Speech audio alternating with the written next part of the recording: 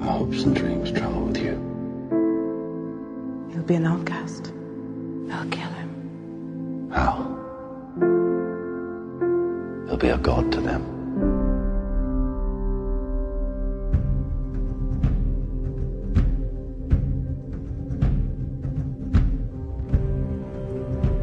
What if a child dreamed of becoming something other than what society had intended? What if a child aspired to something greater? The wrong movie. Can't use that. You especially don't get to use that. I was going to say, You have shit all over John Williams' theme. Like, man, I'm sick of that. I don't want to hear that no more. I want the new. And guess who has to hear it all the time? Me. It's Corey's diabolical James Bond villain plan came to fruition. A Superman movie with no John Williams. I did not. No, I did not. Don't y'all even do that. Shit. No. You did it bullshit. You argued us down. You got 3 people here as witnesses. Right. I got 3 people here. The rest of the internet. I got 3 bullies over here who are lying. That's what I got. That is no lie. That is true. Exalted one. Now you got rid of John Williams and killed him off. Hum the theme to your new Superman movie. Actually, you know what? I'm gonna let co-host do that. Don't do that. We'll be here all night. Man, he was trying to do that. I tell you why I wish John Williams was back doing the theme. Why? Because to hear him try to do the Hans Zimmer theme is crazy. He sounds like an angry chipmunk. He's like, wait, is that Spider-Man? No, right? No, that's what the squirrel does when a dog passes by outside. I mean, there's no question this new theme isn't anywhere near as memorable as the John Williams. I honestly don't remember it at all. Classic stuck in your head. No. But as it's going along, I was like, it does its job pretty well. Yeah, it's like an orchestral background theme. It was Hans Zimmer doing what Hans Zimmer does. Sure. Even though it's Hans Zimmer, I have to admit, I was still missing the old John Williams. I was missing it. I was missing. Hey, can I clear something up? Everybody's sitting up here shitting on me right now because I said that if they're going to make a new Superman, just start clean. I never said that I disrespected or disliked or hated John Williams' score. I love that score. It's just I wanted somebody to do something new. No, don't believe it. Bullshit. Sure. You said you wanted somebody to do something new, and we were People like, what? And you were like, yeah, I am sick. Don't believe these lies. This triumphant. These lies. Don't believe them. I admit, I don't remember precisely the words that were said, but we know you. And at some point during that argument, you must have said, Cyrus. you must have said the words, fuck John Williams. Oh my God. Cyrus, he said it. He told me. Yeah. He told me in another room. He got me in the other room and said, hey, you know what? Fuck that dude. Oh, and the paper that he wrote that score on. I posted on Facebook back when you said it. You know what? Well, regardless of what I said, I got my wish. And I don't know if it's everything I wish for. That doesn't mean that I still stick by what I'm saying, but that also doesn't mean that my dreams weren't they weren't realized. They weren't realized. Thank you. Yeah, because what we have here, we have a brand new Superman. Oh, we can't even say that, can we? That's right. Not yet. Not yet. No, we go by the name Superman. Man of Steel. Mm-hmm. Man. A lot of people worried about this because they said, well, 1, what are you going to do with Superman? We getting another origin story? 2, you got Zack Snyder on old Mr. Slow-Mo Ho himself. and then 3, it's a movie where a lot of the elements that people were used to from the previous films, they said they're not there. And so I think all this is kind of worrying people.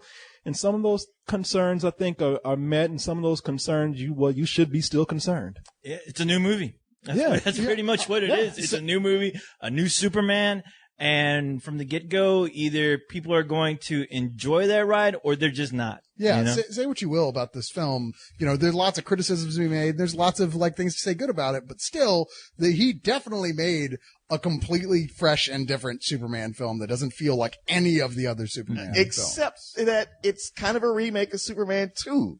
I mean, it's kind of like, okay, I'm doing something fresh and new, and giving you kind of what you already had before. Well, I mean, somewhat, but it's taking from the same story, but it couldn't feel any more different. Yeah, it does feel different. It's not like what they did with Star Trek Into Darkness. I mean, they weren't lifting. I think it's very much that. I didn't think they were lifting. So I'm talking about lifting, straight up scenes from Superman 2. I mean, it is its own animal. And the thing is, maybe the fact that it seems so familiar is that the story, even though it is kind of a fresh I mean, for any casual viewer of a Superman, it's going to be somewhat fresh to them. But as far as if you read the comics, if you watch Smallville, the story is going to, it's going to seem very, very familiar. Well, I would even, oh my God, Leon, could it be that I agree with you on something? Because that's a warning sign right there, Leon. I mean, because I think you're right in some sense, but co-host, I think you're right from what you told me. You told me about the episode of Smallville that this was directly lifted from. Yeah, it was season 9. Yeah, it's a similar storyline. Yeah. It was a good thing that show sucked and nobody saw it. So they could do this. No, I'm kidding. I'm messing with you. I'm messing with you. You know that. I know which element you're talking about that came from Smallville. Yeah. Why do you say this to me when you know I will kill you for it? I just wanted to see your hackle get on, man. Come on, you can't tell me you didn't miss that. But you know what? The other thing is that I do agree. I think it's Superman 1 and 2 with a whole new 16 engine, what do you call those things? Cylinder engine in it. Sure. And because this thing is like it's on turbo, and you took Lex Luthor out of it. Well, it's not even just that. It's the atmospheres of the thing have changed so completely. I mean, with these previous films we've seen, they're more traditional film in the way that they're made. This, Snyder's, he stayed away from slow-mo. He must have gotten sick of hearing it. Yeah. But he's really, he's using more of a naturalistic, or at least attempting to, shaky cam. I mean, hell, there are points in the first hour of this I was comparing it, not in a bad way, but to Tree of Life in the way he was filming it. I was like, I'm not saying like for people who really like that, but I mean like he was trying to create that arty atmosphere. I telling agree. a non-linear origin story that, like with Kent sort of even borrowing from a not terribly good Superman storyline with Superman the Wanderer wandering around the earth, but actually kind of making it work. I will say that he definitely, Zack Snyder, he took the romanticism out of the film, which we've seen Donner, his version of it. I mean, you watch that, and especially the Bryan Singer version. I mean, you could tell like Bryan Singer's was like a love letter to Donner. Yeah. And just the way Donner did that first movie. I mean, it was the pinnacle of what superhero movies eventually became. With, putting that realism into it. But like saying that, I mean, sure, we get the origin again. And this was an origin, honestly, I didn't mind seeing again because I knew in some ways if this is going to be a new Superman, you have to give him somewhat of a new motivation. And I like the way he describes what? Motivation. Thought you were speaking French at first. I thought you were speaking Popeye. I knew motivation there. I was speaking Kryptonese. but I mean, yeah, and the way they handled it, which, being a Superman fan, I could see all the elements that they borrowed. I definitely thought, that first part of the film, it did really engage me. Well, that's what you know what? Yeah. Me too. Me too. Okay. I mean, as much as before, after seeing like the last few trailers, I'm like, you know what? Forget what I said before. I'm excited about this. I want to see it. And the first half of this, like the way Zack Snyder treated Krypton and had it so fully developed, I was like, I've never seen it this developed before. Well, you know what? I love this. And the first half of it, I was totally with it. I was like, this is new and fresh, and I like it. That's what you gotta let people know, because people are saying, "Well, am I getting truly a brand new Superman?" Not really. Not really. But just with a different coat of varnish. Exactly. That's what I was saying. You're getting the same story. You get a guy from another planet, Jor-El, little Jor-El from Krypton. When his planet blows up, his father, Kal-El. His father Jor-El, played by Russell Crowe here, sends him to Earth to be a god among the humans. Jor-El grows up, as we all know. Kal-El. God damn it, Kal-El. Just go on. Not so easy.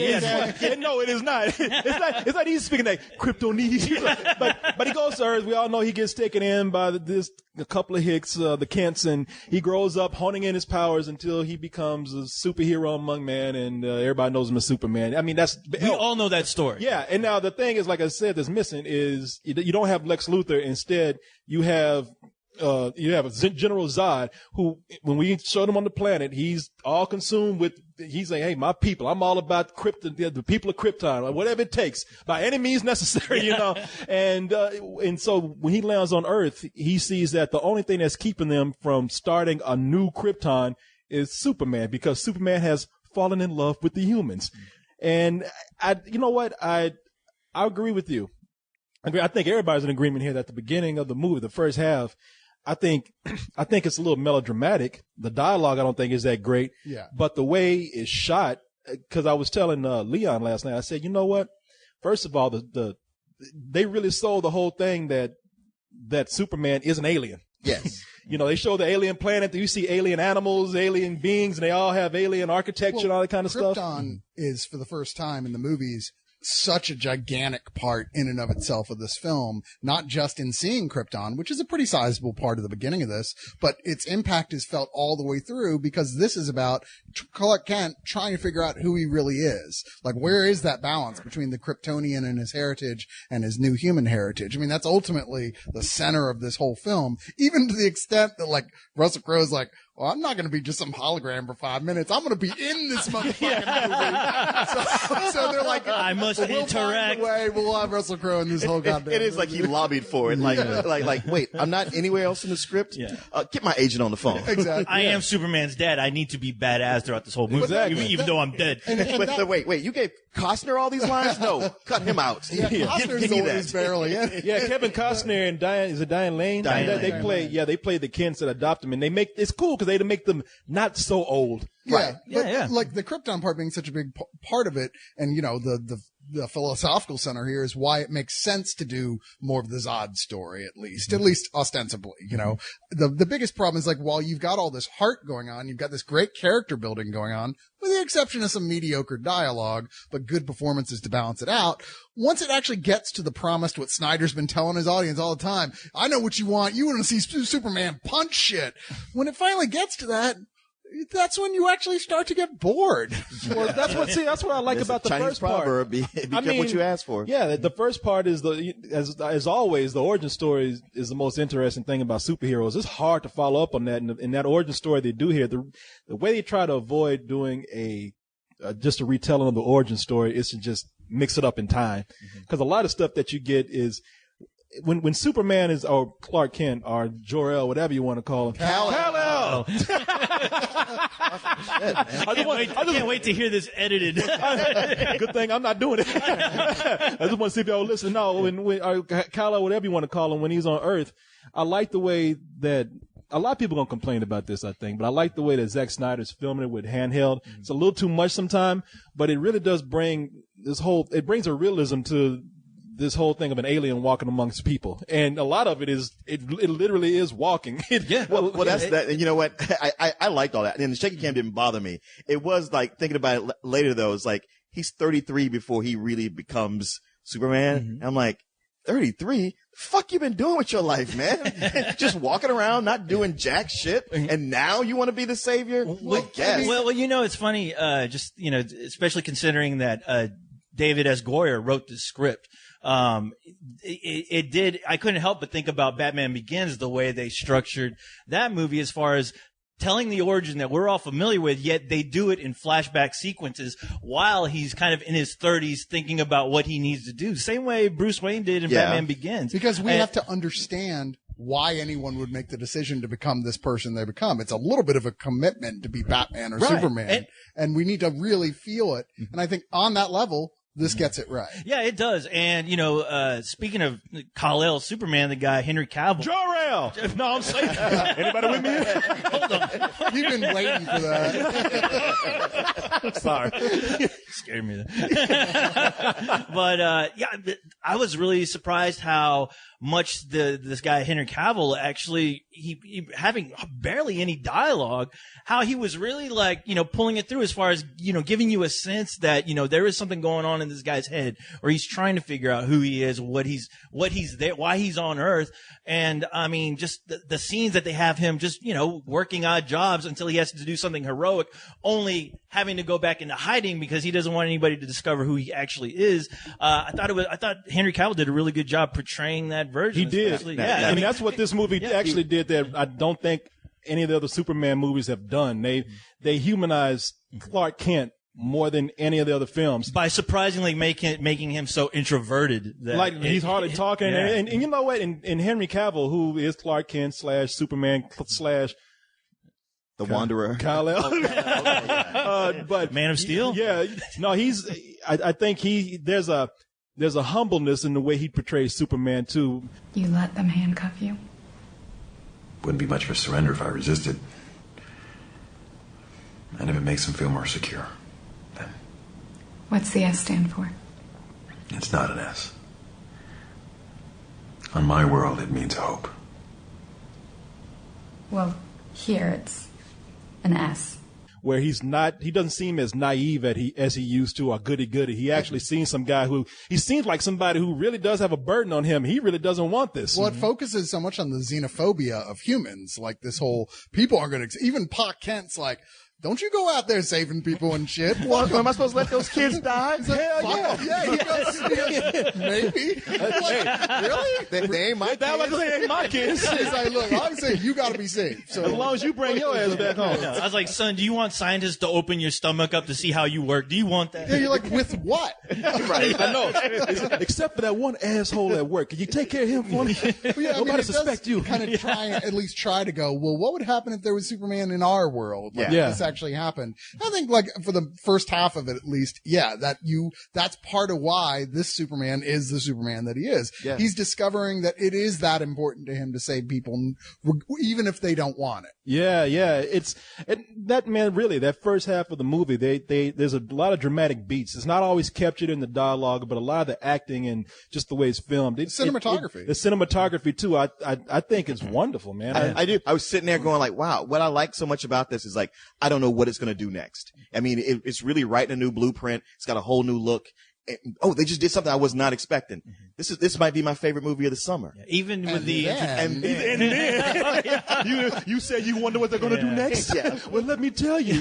Yeah, that's when the part when Zod comes down. It's funny too because we're thinking, oh shit, Oh, Michael Shannon. Michael Shannon, here comes Zod, the greatest actor of all time. Yeah, and once General Zod lands, they just start blowing up shit and they don't stop. And then it's like everything that we said we were afraid a Zack Snyder Superman movie would be suddenly becomes real, except for the slow motion, suddenly becomes realized as he just goes, let me hit that CG machine. I'm just going to do two guys who can't be hurt punching each other for what was it, like 8 hours? It's what it felt. Tearing up, just like property destruction on a level you can't even imagine. Loss of life, they don't give a shit. The movie they ain't should being hurt. Yeah, the movie should have been called Collateral Damage after seeing it. You're like, there Jesus used to be a Christ. DC comic actually called like a Damage was a Marvel Control. comic. Yeah. Oh, was it Marvel? Yeah. Okay. But I mean, it really is a wrestling match during that last hour, man. No, it is, and you know what? I will have to say that there are scenes in there where I was like, wow, if I was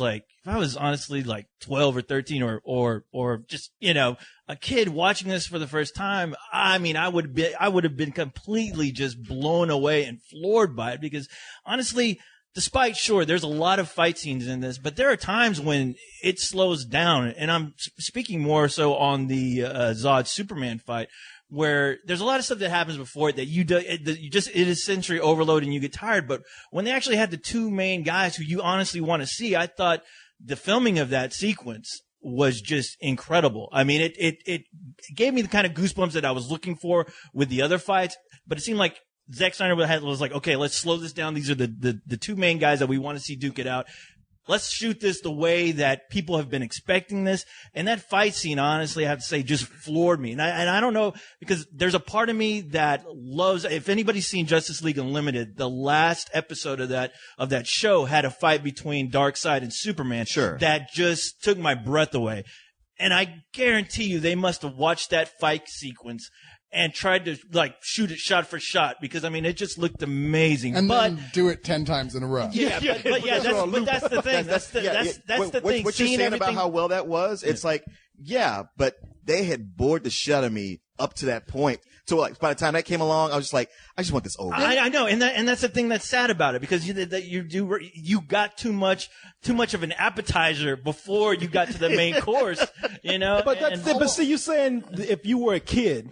And you saw that, you'd like it. And if you hadn't watched a lot of the other big CG action movies that do these kind of big battles a lot better than this did ultimately. And I'm going to say something I don't expect you guys to agree with, but I did not like the CG on those fights. I didn't either. I thought it reminded me of the third Matrix movie where I was like, well, okay, it was good for that time, but I was watching them. I was like, I can just tell that these guys are CG. It was like back when The Matrix or Spider-Man 2 came out. It's like, yeah, that was good technology then, but I shouldn't be looking at this being able to tell so well. It reminds me of the Let the Right One In remake, which was largely good except for when she had to be vampirish. That's right. And then suddenly you were like, oh, come on, that's like a really fake movement looking CG person. Yeah. This kept doing that during the fight scenes, as well as like, how many times are you going to show us Clark getting up off the ground and looking grimacing and then launching himself at Zod again? It was like 30 shots in this fight of him going, all right, hold on, I'm getting up. No, I you know what? I did like the CG. And I commend those guys who did the work on that. Thank you, Corey, because I can't agree with what they just said. I just, seriously, my problem is this. Now, when in this fight scene, besides it being too long, they destroyed the city. I'm not talking about a block. No. I'm not talking about, 5 blocks. I'm talking about they destroyed the city. The only people that are still alive are the people who live on the edges near the water. And I mean, you know what? They could either spend all that money to rebuild Metropolis, or they could just everybody could just get their map and an eraser and wipe it off. Wipe it off. And that'd be the easiest thing. And the thing is, Superman, he cares about human beings, but he's throwing Zod through buildings where I know people were at home. I know people were working, and I know people died. They killed tens of thousands of people. And once they get a whole city block that's decimated, what does Superman get up and do? He gets up and he finds Amy Adams, who plays Lois Lane. He's like, give me some sugar, baby. I mean, I'm like, come on, man. But I agree. I mean, I agree on that, because that was one of my major problems with this film, is just the amount of collateral damage and just the character Superman not really aware of what's going on around him. I mean, the whole idea of Superman was a guy who saves people, from all kinds of dangers.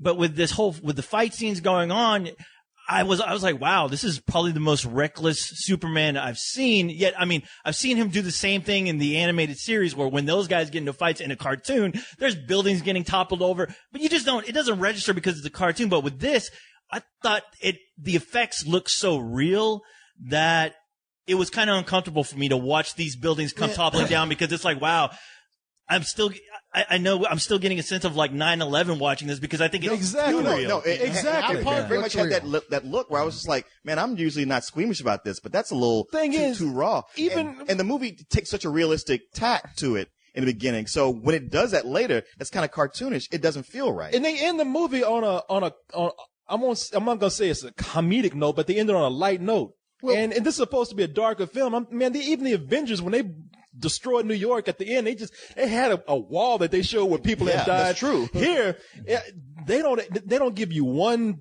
snippet of a news article or anything about saying. As a matter of fact, it's also awkward because it's such a quick edit from all this destruction to now this lighthearted scene, where it's almost like you don't know that it's not part of the last scene when it first happened. So one of the biggest problems I had with the whole giant fight sequence is that, yes, there's all this collateral damage. Clearly people are dying by the probably tens of thousands, if not hundreds of thousands. And yet the ending of the scene so depends on getting back to that heart of who Superman is and his, no, I must save people no matter what, even against my strongest moral beliefs, that you're like, what the fuck was all that shit? I know, yeah. I mean, it is, you think about Superman 2 and the fight scenes that he had with Zod in the city. That was like one of the main things about Superman that you really could admire the guy, because even during all those fights, he was very well aware of his surroundings and what was going on with the people. Even when Ursa and Zod are picking up that buzz, he's like, no, the people! Right. It's a little comical, but you're right. You're absolutely right. That was a big deal. And then that's how they discovered this is the guy's weakness. People. Yeah. People, in this situation. That's how we hurt him. And they really didn't address that. Yeah, they do. I mean, it's brought up briefly, but then it's one of those, it felt more like, I guess we have to say this, and then totally ignored with what we see. You tell us one thing, you show us something else. But another major problem for me, and I don't know if you guys felt this, but I was really underwhelmed by Michael Shannon as General Zod. I thought it looked like somebody said, pull back, dude. Pull back. Keep pulling it back. And that's not what you do with Michael Shannon. It's true. I was saying it also. I was like, you come out of it, it's like, yeah, okay, he was fine as Zod, I guess, but when you think of Terrence Stamp, Terrence Stamp gave you chills. You quoted 30 before Zod. 30 years later, you still quote that, and you make jokes about it. Michael Shannon, it's like, I can't remember anything Nothing he really memorable. did. Yeah. I blame the dialogue on that. It's the dialogue. Yeah, it's the Yeah, the only thing he gets to scream really loud is what? Heresy! or I will find him. I will find him. I don't even understand that. This is this guy whose whole thing is like he's so disturbed with the status quo on Krypton that he's willing to kill the leaders of Krypton to shake it up. But he's still stuck on this one minor detail of their culture that he's got to come to Earth to capture Kal-El. I'm like, well, how does that even make sense? It was that thing with the plot where I'm like, I'm not quite getting this, but I'm just going to go with it. That's the thing is the motivation was like just not there really. I would like, think that if you were put in the Phantom Zone, the planet blew up, and you got a second chance to live on Earth, I think you would kind of forget everything and be like, hey, Superman, we cool. You know? Honestly, I'm just glad to be free. Honestly, Shit. I wanted to see Superman jump on a bicycle and have Zod keep chasing him and yelling at him. Hey, stop, Superman! I'm gonna get that guy. Yeah. Then he stops to go gamble. I was satisfied because I was telling Leon last night, I was all right. It's not that I wasn't underwhelmed. I was okay because I got those Michael Shannon eyes, man. He did have the eyes. They were about to pop out. The madder he gets, the further apart they go. I know in this movie he looked like a frog in an armor, I didn't thought he? he was going to just split open at points. And Terrence Stamp would come out. It's like one eyeball was in Metropolis, the other was in Smallville. They so far apart when they get mad. I'm telling you, if you notice, like madder he gets, the more far apart those pupils get, man. If he's looking east and west, you better get out the room. Terrence Stamp never had that. Lean. No, Terrence Stamp, he didn't have those eyes, man. He's looking straight at you. But with this gentleman's eye, you don't know who he's looking at. He could be mad at anybody in the room.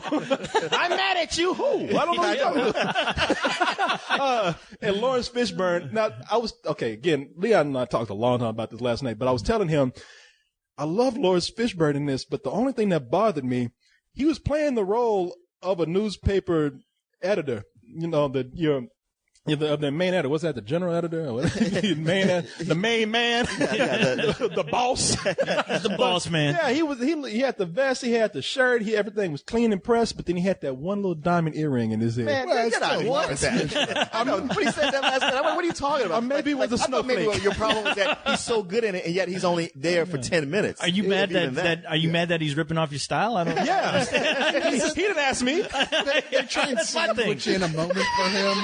They try and sandwich in a moment for him later, and Jenny Olsen. I don't know about that. What the fuck was that? Oh, was she Jenny Olsen? She was Jenny Olsen. Oh, I did not catch that. Yeah. That pisses that's me supposed to be off. like, look, humans are heroic too.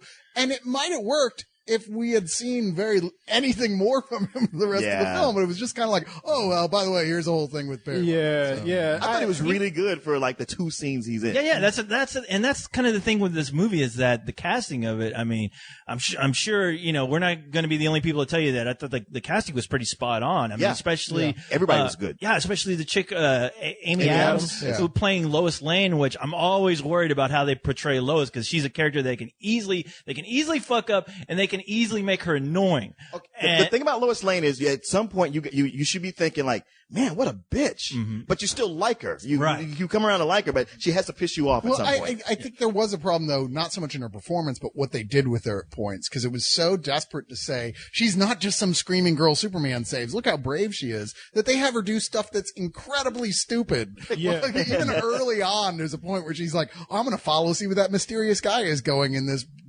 below 30-degree weather in the middle of nowhere. Yeah, that's hard journalism, man. She's walking ice hard. on like getting the scoop. pieces of ice on the edge of this giant glacial drop just because, it might be a story. And you know what the other thing is? I would say that she's a good actress. We all know that. That's fine. But that character's not given anything to do. I mean, by the time the second half of the movie comes around, all she does is fall. Yeah, well, she just falls and Superman catches her at the last minute. Well, they keep putting her on like in the middle of the action for no good reason at all. You're like, why is she on that military plane that's up there trying to achieve the big? What did she have to contribute? She had to fall. No, there was a reason. I don't want to say, but there was a reason. Yeah, I was gonna say, I'm not really following you guys because there definitely there was a reason why she was there. I mean, they fuck up. Yeah, well, she was still integral to the story, and it wasn't something that just struck me as, okay, this is just odd. I mean, I thought the way the story was moving along, I don't know. It didn't really come out as a distraction. It was something someone else could have done, though. There's no reason it had to be her. Well, I'd rather be her than the movie not knowing what to do with her. Well, I mean, sure. But even so, I kept asking, why would the military let a civilian on this major, probably not coming back from flight? No. There was a reason for that. That I could forgive. Well, I'm going to wrap mine up because we're getting that 30-minute mark right here. We probably should. I talked to Superman all night. We should wrap it. I know you. That's why I'm stopping y'all, because we all can. I mean, there's so many things to talk about this, but this movie, does it deliver as a summer blockbuster? Yeah, but just like every other pattern of the movies that I've seen this summer that are blockbusters, they all start out great. They have a story, and then they drop that story just so they could show you either a bunch of special effects or a bunch of just dumb comedy. So this is kind of a disappointment for me. It really is. To have a movie get you so excited during that first half, only to drop the ball, it's just so it can just show you the most basic form of entertainment, which is two guys beating up each other. I'm giving this a matinee. I'm kind of right there with you. It made me feel like I did with Star Trek, where I was like so on board, and then later in there, it's just like, man, you guys, everything you built up, you just did not know how to carry the ball further over the line, and it just left me feeling flat. I thought it would be a movie that I couldn't wait to go see again, and now it's like, right, well, I'll catch it when it's on video. I feel like I was willing to acquiesce and go like, hey, I'm not going to get the Superman I grew up with and loved, but I'm going to accept your younger, darker Superman, and that's cool.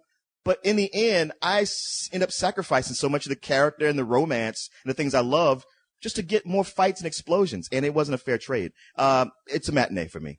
I kind of agree with you, Corey, except I don't agree in the concept that this is, you can't do this formula well. You will. There's plenty of movies where like it gets to that point where it gets the big punch up at the end and it's awesome and inspiring and so well done and funny. I mean, I'm looking at you, Avengers. They did that flawlessly, that whole sequence. This does exactly the opposite. It actually makes it kind of dull. Because, like I said, and part of the problem comes up with Superman himself telling the story of a guy who almost can't be hurt in a fight with other guys who almost can't be hurt, just endlessly punching each other. Where's the point which happened in previous Superman films, where he actually has to think and go, oh, wait, I see a way out of this, and still has to use his brain to be clever and figure a way to defeat this villain, because nothing like that happens here.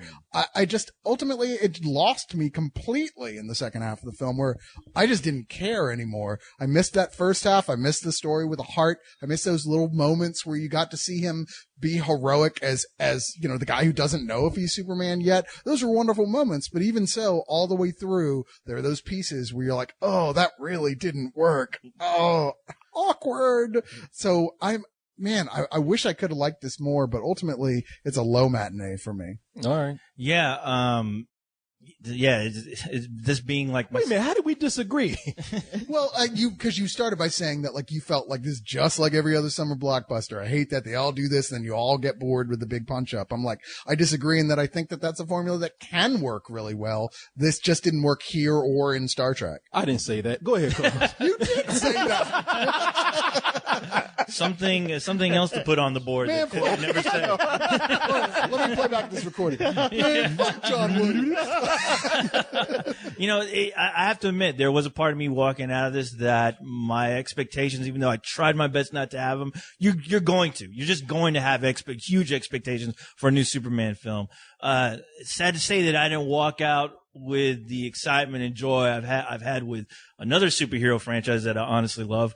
But I mean, at the same time, it is one of those movies that it had me thinking a lot just about the character and the way I've always known him, and how this new interpretation of him is going to do something different. And a lot of times it's going to do something so different that I'm not either going to agree with or not necessarily like. But I honestly found myself thinking more and more about this film and the character that they presented as the Superman. It just hit me like earlier today that this is still a young Superman. This is not the Superman we all know, because he just put on the suit in the last half of this film.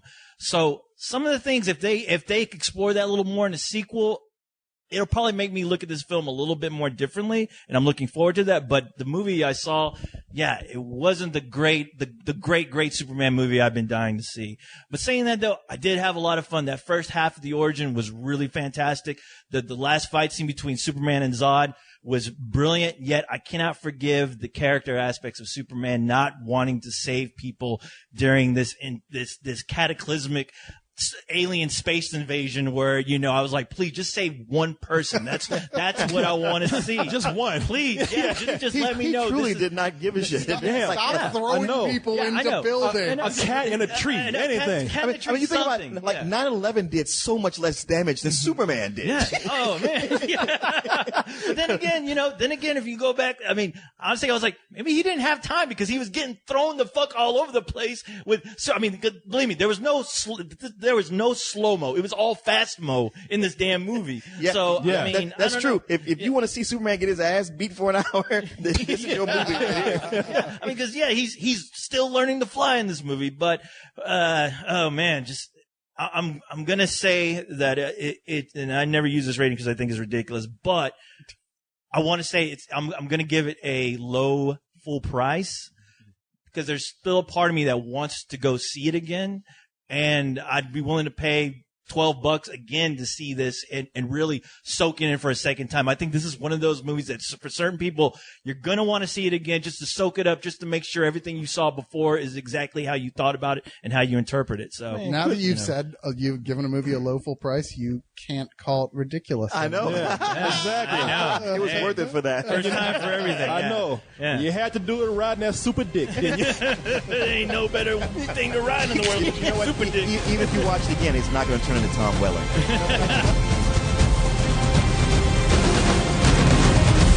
You believe your son is safe? I will find him! My father believed if the world found out who I really was, they'd reject me. He was convinced that the world wasn't ready. What do you think?